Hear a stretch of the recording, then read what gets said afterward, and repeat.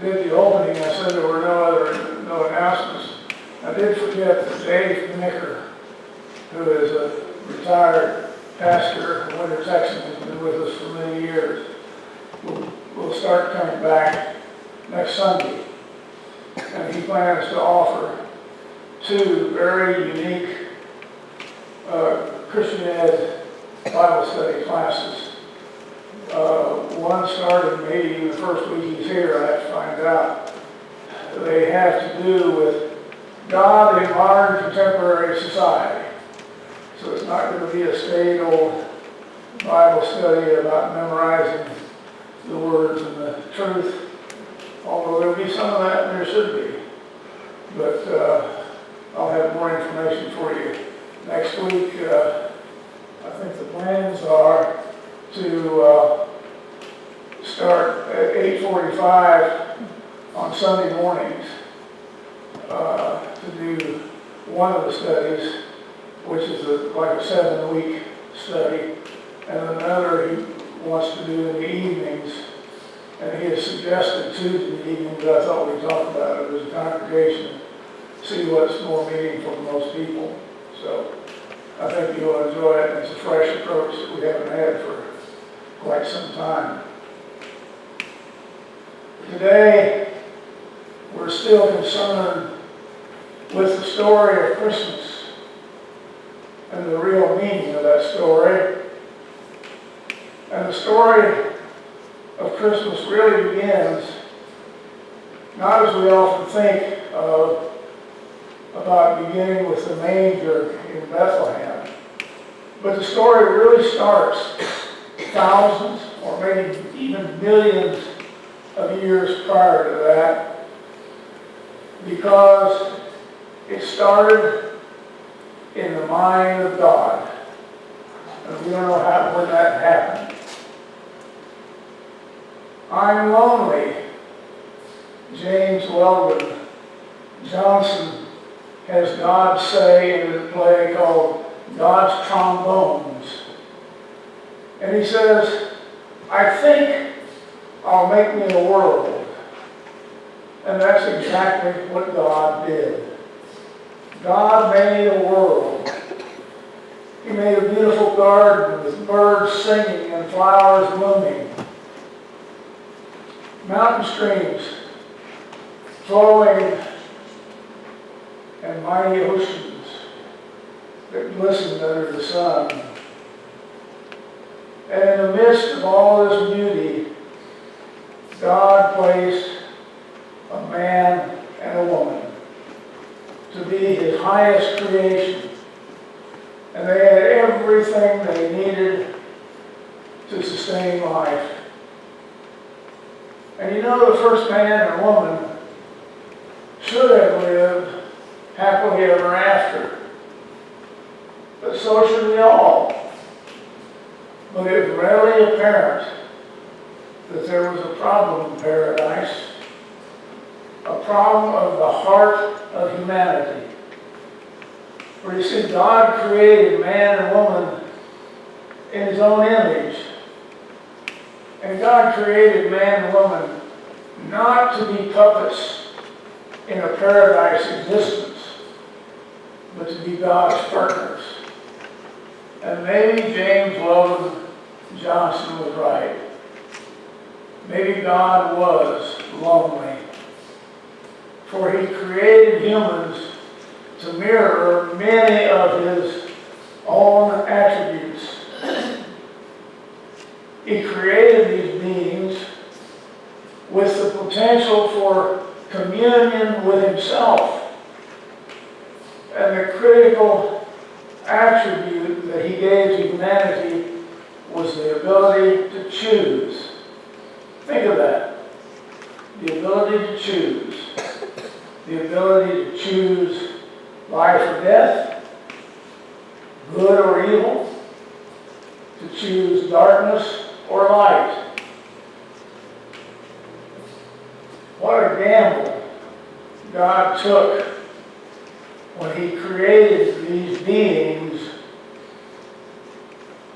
with whom he could have a fellowship. as he gave these new creatures, human beings, all of these things, he even gave them the ability to choose to reject his own eternal love. Well, every parent knows the risk of doing that. We wouldn't want to make robots out of our children even if we could. But God gave us the ability to reject even God. And he did that because love, without the possibility of rejection, is really not love at all. Thus, God gave man and woman the power to choose, and then as human beings surface on earth, the struggle for their own personal identity begins almost immediately. Would they strive for the stars, or would they be content to grovel in the mud from which they were created?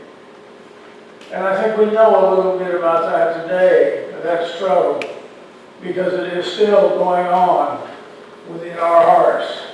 Do we strive for the stars, or are we willing to settle for something less? You know, the biblical record is a history of a war that's going on within the soul of humanity, in a way that brings alienation between human beings and their neighbors, and human beings and God. There is almost immediately within the first family jealousy, resentment, and even murder. And humanity's record doesn't seem to improve throughout the ages. Yeah, there are periods of time when we see examples of nobility and faithful people, but as a general rule, the human condition has really not changed since those first two. And there are times, even today, when evil seems much stronger than good. When love seems to be swallowed up by hatred. When men rule the world by the sword, and might often is seen as being right. In the biblical times of Jesus' birth, the world was also in darkness. And the greatest darkness was in the hearts of the human beings. And only the Hebrew prophets could see that God was not finished with his creation. God's love and God's desire for fellowship with humanity has not changed. And he would complete the work that he had begun at the creation of the world. But this time is going to be different. He would disguise his desires and his love in the form of a tiny babe. And as far back as the prophet Nathan, there was a growing realization that God would send a messenger, a deliverer, a savior. And that same Nathan is the same one who confronted David concerning his adultery with Bathsheba. And he delivered a promise. And it was a word of hope for David, but also a word of hope for all mankind, for all eternity. The promise was, when your days are fulfilled, and you lie down with your fathers, I will raise up your offspring after you, who shall come forth from your body, and I will establish his kingdom. He shall build a house for my name, will establish the throne of his kingdom forever. I will be his father, and he will be my son. And your house and your kingdom shall be made sure forever and ever before me. Your throne shall be established forever. And there were other prophets who picked up on the same theme, notably the prophet Isaiah, who has more to say about the birth of Christ than the other prophets in the Old Testament. And he said, out of the house of David shall come a Savior. A virgin shall conceive. Their government shall be on his shoulders. He shall feed his flock like a shepherd. He will come with righteousness and judge the earth. The people who walked in darkness have seen a great light. And then our story about God and Jesus at this point moves to a stable in Bethlehem of Judea is one of the deepest human mysteries that we have. There, waiting patiently, is the soon-to-be mother, perhaps no older than 16, maybe as young as 11 or 12. We don't know. Her name is Mary. And an angel had appeared to her in a dream. And he asked her to believe this incredible story that she should be the mother, and yet she would still remain a virgin. And that the son she would bear would become the Savior of the world. Oh, really? That would be too much for the non-believer to contain. But Mary believed the angel. And Mary answered, without any hesitation at all, here I am. I am the Lord's servant. May your word to me be fulfilled. And there beside Mary in a stable stands her husband, a patient and a loving man named Joseph. And Joseph believes in Mary almost as much as he believes in God. There were also present some sheep and oxen, a lonely donkey, and later they will be joined by some unruly shepherds. These shepherds who claim to have been serenaded by angels as they guarded their sheep on the hillside. And still later will come the three magi from the east, bearing gifts of gold, frankincense, and myrrh. We have seen his star, they will say, and have come to worship him. You see, that scene, and why it's so important, shows us the true meaning of Christmas. Out of the loneliness of God, a world was born. Out of the love of God, a Savior was born. When we, in our fallen state, could not come to God, God came to us on our own terms, with our own human condition, speaking the same language of love of God. So you see, the Christmas story did not begin 2,000 years ago. It began as soon as God saw that in their human power to choose, they would rather destroy themselves and all the world around them rather than acknowledge that self-giving love for which they were created.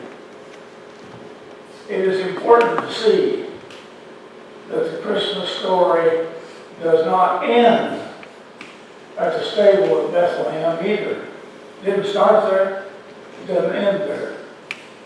For the Savior is still, even today, trying to find out a way into the human hearts.